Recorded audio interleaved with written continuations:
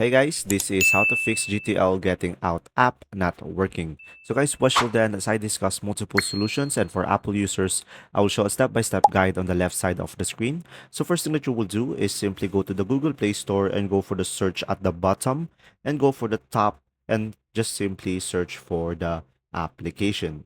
And now just simply tap on it. And guys, when there is an update, you should be able to see here update instead of open. And another thing, just simply tap on the three dots on the top right and make sure to enable the auto update, guys.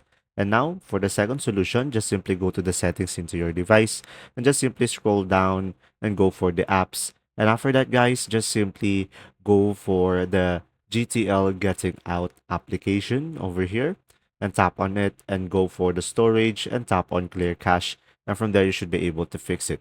Now, another one, if it still doesn't work, just simply tap on a clear data over here, and after that tap on OK, and from there you should be able to fix the issue. Now if it still doesn't work, guys, just simply go to the Google Play Store and tap on uninstall and tap on uninstall, and from there just simply reinstall it back again into your device, and from there you should be able to fix the issue. And there you go. If you still have issues with the app, guys, just simply comment down below and I will do my best to help you out. See ya.